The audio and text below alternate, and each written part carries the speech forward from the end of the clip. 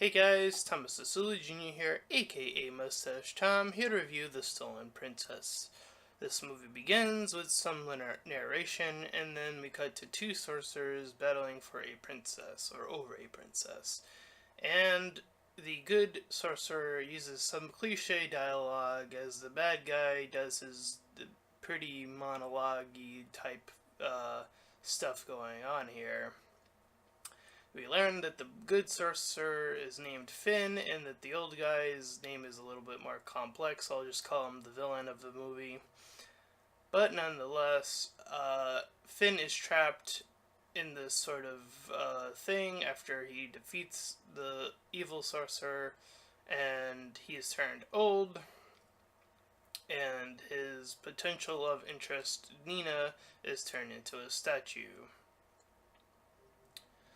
And then we cut to this story being told by an acting troupe where we meet our main character, I believe his name is Ruslan. And he dreams of being a knight instead of being an actor.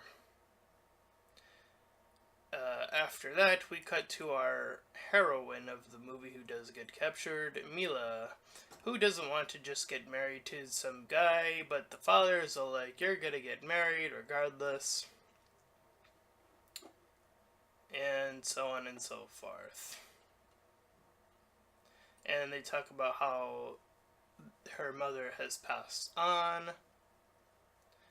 So, anyways, these three bully type knight characters run into our main character while Mila is going out into the town trying to find her own way, kind of like Jasmine from Aladdin. I did notice that this movie does have quite a few things that do remind me very heavily of various Disney movies, and I'll get to those as they come along. So anyways, Ruslan, our actor, fumbles his way to victory as he pretends to be a knight, again, very akin to Aladdin, where our main lead pretends to be something he is not. So him and Mila start to talk, and then we get this sort of very montage thing while they hang out and the song plays in the background. And after their little montage, that's all it really takes for them to fall in love and almost kiss. However, she is then captured by a random tornado that just happens to appear from out of nowhere.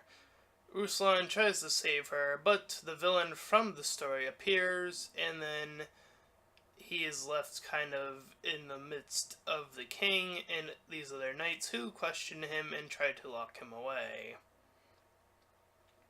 The king suggests whoever saved the princess from her fate will be the one to wed her. So anyways, Ruslan has this bird companion whose name I didn't write down, so I'll just call him the bird companion. Nonetheless, Ruslan asked one of his the actor he was in the beginning with, Lester, to join him in this quest. Meanwhile, while he's going about his adventure, these three other bad knights, I'll call them, follow him as he's going on his little adventure. So they come upon this tree, where they meet the cat-like character on the left side of the poster there. And he has this ability to grow, and it chases them about.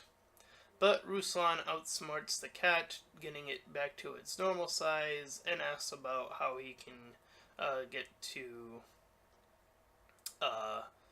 essentially go to this other area where Mila has been captured, ended up. So the cat rings this gong, and then it opens this like portal thing, and Ruslan and Lester get sent through. Meanwhile, we cut to Mila, who is managing to almost escape, but then the evil sorcerer does some evil magic to make evil food, and then we cut back to the cat, who has now gotten the other three knights and fights them off. So we get this old style music while they use the shadows to display what actually is supposed to be going on. Anyways, it shows them fleeing, but then in the next few minutes, like moments, it shows them somehow making it through, which is a bit baffling. Nonetheless, they are able to manage their way through. So, before that, we see that Ruslan was given some gift by the cat, which is this pod-like thing, which this hamster, which is literally named Hamster, takes and accesses them to this bridge. But not before the bird tries to do a few things, like tries to stop it, of course. But this bone bridge appears for them, and Ruslan and Lester are able to get across. Meanwhile, Mila gets assaulted by the magic food, and she fights them off and gets her little. She has the magic cat, which allows her to disappear or be invisible at any rate. So Ruslan and Lester end up running into this old man, who we later find out is the sorcerer from the beginning. I just had his name too. Finn, alright. Yep, so they run into Finn, who's kind of lost his luster. But Ruslan pretends to do this spell in order to get his mojo back, essentially. And then, as soon as they deal with that, they run outside and run into this fire like a golem. Kind of like a Frozen, only it's a fire golem instead of an ice golem. So the three knights manage to catch up, and they join in on the chase as well, or running from the giant fire golem. So Ruslan outruns it and then arrives at this giant head who is sleeping. So this giant head tests them with the undead, and then this other song starts up while he uses these gifts like a sword to fight off the undead, but they're able to come back. That is until Ruslan uses the hamster to get the giant head to blow the rest of the undead away. Meanwhile, we see that the bird, once they arrive to their main location, tries to set off to find Mila, who ends up dropping her little pendant. In the meanwhile, the evil sorcerer tricks Ruslan into thinking that Mila is no longer interested in him, so he starts to back down. So, yes, her pendant was dropped. And then Ruslan kind of lays down as the fire giant thing, the fire golem, starts to attack Lester while he's just sort of like, I give up on everything. But we see that the knights who at some point fell, I forgot to write that in my notes, but they are able to once again catch up. Anyways, once that's all sorted out, the evil sorcerer turns into a dragon because Ruslan manages to get his confidence back. He manages to see that the bird gave him the pendant, so he's able to put two and two together based off of information that Mila told him about not taking off the pendant. Anyways, Ruslan at some point, I forget when he learns it, but he manages to learn that the evil source's power comes from his beard for whatever reason, so he cuts that off. And with that, the other princesses who were previously captured are now free, which includes the one at the beginning that we saw. So Ruslan pushes Mila out of the trap, which is the same trap we saw at the beginning, and it becomes a very Hercules type thing where his power is drained from him. Nonetheless, the other knights appear to stop him from getting out, and they try to grab Mila, and then she sort of fights them off on her own, and the others join in as well. Lester, the bird, the hamster, they all do their little things to help get rid of these knights. And one of them ends up turning into a frog. So, in a bizarre thing, Finn says he can't bring Ruslan back to life, but he can cast his magic to bring him back to life.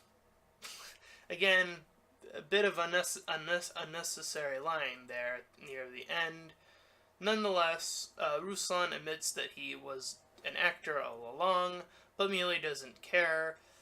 She had already fallen in love with him, and then they tell each other they love each other, and then they kiss, and it's a whole lot of happily ever after. So again, I feel like this movie does take from a lot of other Disney movies. The dragon, you can think of Maleficent. You have the girl who kind of fights back a little bit. Think of Tangled. You have the main character being the liar, which, again, I kind of was thinking of Aladdin. You kind of get a little bit of Hercules near the end. So there's a lot of different movies I feel like this takes from, and I do think that some of the other dialogue, particularly in the beginning, is just, it doesn't quite fit in this world. They use words like gangster, which I don't think is a term that knights would use. I'm not even actually sure about that, but it just doesn't feel, it still doesn't feel right regardless. They do turn some things on their head, I guess, like it's the male, well, no, because, again, I think Aladdin was the one who had Abu, so, this Ruslan having the bird, again, very reminiscent of that, so I can't even say that aspect is even all that original. So, the Stolen Princess is it kind of feels like it's stealing from a lot of Disney movies and trying to course its own little tale here. And I think this movie came at a poor time. I do definitely think that the writing is very weak here. The relationship between these two happens between a montage, so there's not really much you can say as them being a couple is concerned. At the very most, you could have actually had them have an official song together at the very least. If you're gonna do Disney, at least try a little bit harder. Try to, incorporate an actual song from these two to each other. Very Aladdin singing to Princess Jasmine or something along those lines, or maybe do the reverse effect if you're doing the whole Hercules thing, have her singing about, right now at this moment he's just not quite living up to what I expected, or something in that regard to help build up their relationship, other than it just being a montage with a song that doesn't even correlate to what's going on per se. So I'm going to give this movie a 4 out of 10, and I think a lot of that comes down to just being considerate of the animation, and it is from it did come from somewhere else. But there are far too many cliches, and I do think that it doesn't try to expand past doing the bare minimum, and I do think that this movie does the bare minimum here. So that is my review of The Stolen Princess, and if you enjoyed that review, then please feel free to like, comment, and subscribe. Also, make sure to check out that link in the description. I'll head you over to my Patreon page, and any donations are greatly appreciated. And until next time, everyone, bye-bye.